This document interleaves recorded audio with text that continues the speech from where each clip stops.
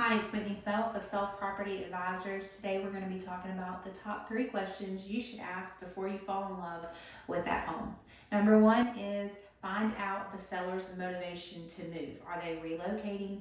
This gives you leverage and insight on why they're leaving this property. Once you find out their motivation, that can also drive the price. If they're in a situation where they're relocating because of their jobs, it might be motivation for coming in a little bit lower on your offer. It also motivates any repairs. So as you get your inspection done, if they're in a situation where it's a rush situation, your repairs are most of the time going to be more negotiable. And it also affects how aggressive you can be with them. So try to find out their motivation. If they're not in a real rush, just know they're probably not going to take a low offer. They're probably not going to do majority of the repairs. But if they're in a situation where they've got to move pretty quickly, maybe they found another home that they love and they're upgrading or they're downgrading or whatever the situation may be, there's an opportunity for you to have motivation there.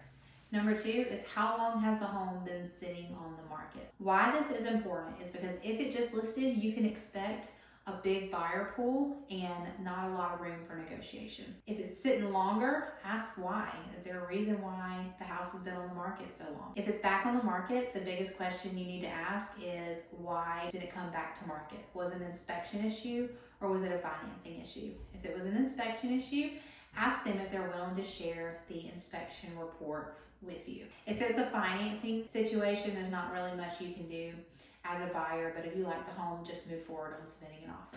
Number 3 is, are there any issues with this home?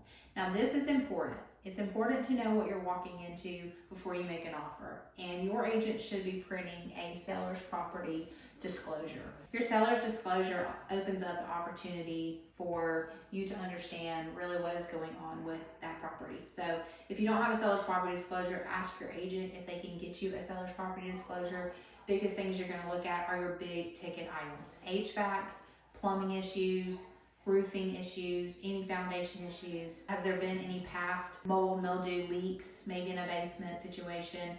There's a lot for you to look for when it comes to that, but if you can look at that seller's property disclosure up front, there's a lot of details that the seller is going to give because they do have to disclose if there was any issues with their home.